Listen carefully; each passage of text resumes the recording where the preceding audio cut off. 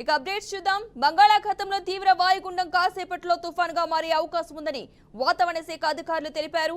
రేపటికి తీవ్ర తుఫానుగా బలపడనున్నట్లు వెల్లడించారు. అలాగే రేపు బంగ్లాదేశ్ బెంగాల్ మధ్య తీరం దాటే అవకాశం ఉందని, తీరం దాటే సమయంలో 110 నుంచి 120 కిలోమీటర్ల వేగంతో గాలులు వీచే ఛాన్స్ ఉందని ఐఎండీ అధికారులు పేర్కొన్నారు. ఈ నేపథ్యంలో ఉత్తర ఒడిశా, బెంగాల్, తెలుగు రాష్ట్రాలు, ఈశాన్య రాష్ట్రాలకు భారీ వర్ష సూచన హెచ్చరికలు జారీ చేశారు. 27 వరకు మత్స్యకారులు వేటకు వెళ్లవద్దని హెచ్చరించారు.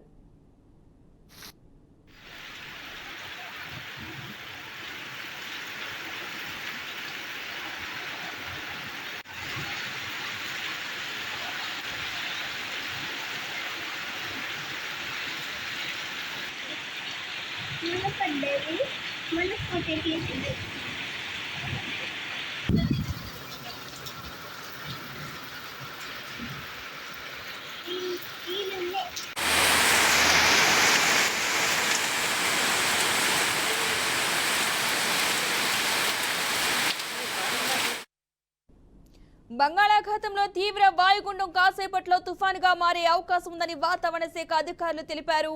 రేపటికి తీవ్ర తుఫానుగా బలపడనున్నట్లు వెల్లడించారు. అలాగే రేపు బంగ్లాదేశ్ బెంగాల్ మధ్య తీరం దాటే అవకాశం ఉందని, తీరం దాటే సమయంలో 110 నుంచి 120 కిలోమీటర్ల వేగంతో గాలులు వీచే ఛాన్స్ ఉందని ఐఎండీ అధికారులు పేర్కొన్నారు. ఈ నేపథ్యంలో ఉత్తర ఒడిశా, బెంగాల్, తెలుగు రాష్ట్రాలు, ఈశాన్య రాష్ట్రాలకు భారీ వర్ష సూచన హెచ్చరికలైతే జారీ చేశారు. 27 వరకు మత్స్యకారులు వేటకు వెళ్లవద్దని హెచ్చరించారు.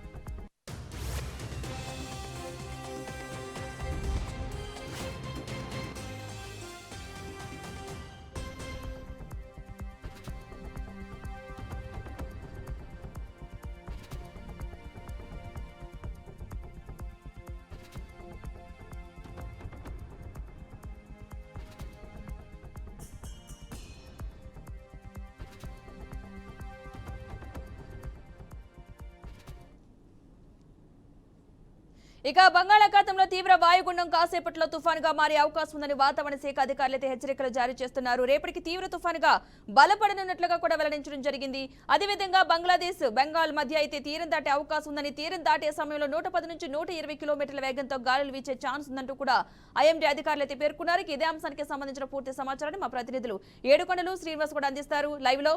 ఏడుకొండలు చెప్పండి, వాతావరణ శాఖ అధికారులు ఎలాంటి హెచ్చరికలు జారీ చేస్తున్నారు ఏపీ వ్యాప్తంగా?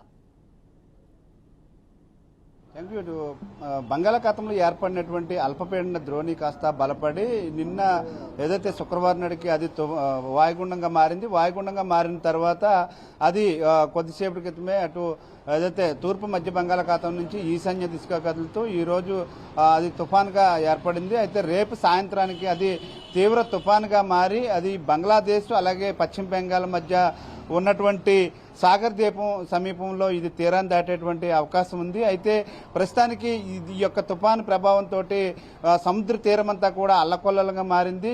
ప్రతి చోట ముఖ్యంగా 50 నుంచి 60 కిలోమీటర్ల వేగంతో గాలులు కూడా వీస్తున్నటువంటి పరిస్థితి కనిపిస్తుంది. అయితే ఇటు దీని ప్రభావం ఏపీ మీద లేకపోయినప్పటికీ కూడా వర్షాలు మాత్రం దంచి కొడుతున్నాయని చెప్పుకోవచ్చు. ఈ రోజు ఉదయం నుంచి కూడా రాష్ట్రంలో ఉన్నటువంటి పలు జిల్లాల్లో కూడా భారీ వర్షాలు అయితే కురిశాయి. కొన్ని చోట్ల తేలికపాటి నుంచి మోస్తరు వర్షాలు కురిస్తే, కొన్ని చోట్ల భారీ వర్షాలు కురిసినటువంటి పరిస్థితి కనిపిస్తుంది. అయితే ఏదైతే తూర్పు మధ్య బంగాళాఖాతంలో ఏర్పడినటువంటి ఈ యొక్క వాయుగుండం కాస్త బలపడి తుఫాన్గా మారడం, తుఫాన్ నుంచి తీవ్ర తుఫాన్గా అది మారినటువంటి నేపథ్యంలో అది ఈశాన్య రాష్ట్రాల మీద భారీగా ప్రభావం చూపించేటువంటి అవకాశం ఉందని ఇప్పటికే అటు ఐఎండీ ఇచ్చినటువంటి సూచనల మేరకు కేంద్ర ప్రభుత్వం కూడా అలర్ట్ అయింది.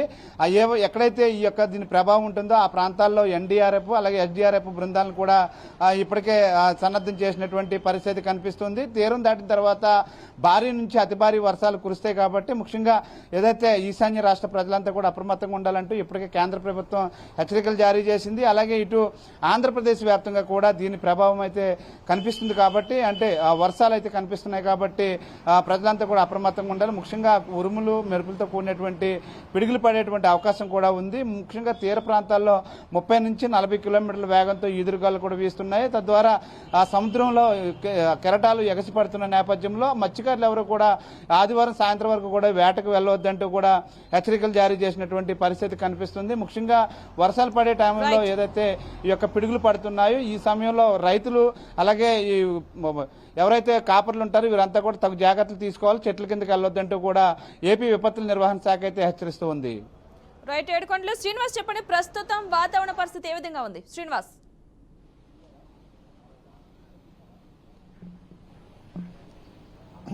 పద్మ, ఎడతెరిపి లేనటువంటి వాన్తో రాష్ట్రం కొన్ని ప్రాంతాల్లో అయితే ప్రజలు తీవ్ర ఇబ్బందులు ఎదుర్కొన్న పరిస్థితి అయితే కనిపిస్తుంది. ఉదయం నుంచి కూడా ఇటు విజయవాడ కావచ్చు, ఇటు పార్వతీపురం మన్యం జిల్లా కావచ్చు, అదేవిధంగా సీతారామరాజు జిల్లా కావచ్చు, ఇలా చాలా జిల్లాల్లో చిత్తూరు, తిరుపతి, అనంతపురం జిల్లాలతో పాటు చాలా జిల్లాల్లో ఉదయం నుంచి కూడా ఎడతెరిపిలేని వాన మాత్రం కురుస్తున్నట్టు తెలుస్తోంది. అయితే దీనికి అంటే తీవ్ర తుఫాను ఏదైతే ఉందో, ఈ తీవ్ర తుఫానుకి తీవ్ర తుఫాను ఏదైతే ఉందో ఈ తుఫానుకి సంబంధించి ఏపీ మీద పెద్దగా ప్రభావం ఉండకపోవచ్చు అని చెప్పని ముందే వాతావరణ శాఖ అంచనా వేయడం జరిగింది. అయితే ఉదయం నుంచి కూడా వాతావరణ శాఖ అన్ని అంశాలను అంటే కొన్ని ప్రకటనలు విడుదల చేస్తున్న పరిస్థితి అయితే కనిపిస్తుంది. రాష్ట్రంలో అంటే తీవ్ర తుఫాను ప్రభావం రాష్ట్రం మీద లేనప్పుడు కూడా అంటే తీవ్ర వడగాలులు కానీ అదేవిధంగా పంట నష్టం, ఆస్తి నష్టాలు లేనప్పుడు కూడా పెద్ద ఎత్తున వర్షాలు అంటే మోస్తారు వర్షాల నుంచి భారీ వర్షాల వరకు ఒక్కొక్క కురిసేటువంటి అవకాశం ఉందని చెప్పని కూడా హెచ్చరికలు జారీ చేయడం జరిగింది. ఇందులో ప్రధానంగా మనం చూసినట్లయితే విశాఖ, అదేవిధంగా ఏదైతే కాకినాడ పోర్ట్ ఏరియాలకు సంబంధించి ఒక 2వ నెంబర్ హెచ్చరికను కూడా జారీ చేసినట్టు తెలుస్తుంది. మత్స్యకారులు ఎవరు కూడా వేటకు వెళ్లొద్దు అంటూ కూడా చెప్పడం జరిగింది. ఏదైతే ఈ బంగాళాఖాతంలో వాయుగుండం ఏదైతే ఉందో ఈ వాయుగుండం తీవ్ర తుఫానుగా మారిన నేపథ్యంలో కూడా అన్ని సముద్రాలు కూడా అల్లకల్లోలంగా ఉండేటువంటి పరిస్థితి ఉంది కాబట్టి మత్స్యకారులు ఎవరు కూడా వేటకు వెళ్లొద్దంటూ ఇప్పటికడే ఆదేశాలు ఇచ్చినట్టు కూడా తెలుస్తుంది. అయితే దీని తుఫాను ప్రభావం ఇది పశ్చిమ బెంగాల్ నుంచి అదేవిధంగా బంగ్లాదేశ్ మధ్యలో తీరం దాటే సమయంలో మాత్రం పెద్ద ఎత్తున ఈదురుగాలు వీసేటువంటి అవకాశం కనిపిస్తుంది. అయితే దీని ప్రభావం ఆంధ్రప్రదేశ్ కానీ ఇతర రాష్ట్రాల మీద పడే అవకాశం లేనప్పుడు కూడా అక్కడ పెద్ద ఎత్తున నష్టం జరిగేటువంటి పరిస్థితి ఉంది. దాదాపుగా 110 కిలోమీటర్ల వేగంతో గాలి అంటే ఇంచుమించుగా చాలా వరకు నష్టం కలిగేటువంటి పరిస్థితి అయితే తుఫాన్ నష్టం కలిగేటువంటి పరిస్థితి అయితే కనిపిస్తుంది. అయితే ఏదైతే ఈ తుఫాను తీవ్రత బలపడుతున్న కొద్దీ కూడా ఇప్పటివరకే ఇది దిశ మార్చుకుంటూ ప్రయాణాలు చేస్తున్న నేపథ్యాన్ని కూడా చూస్తున్నాము.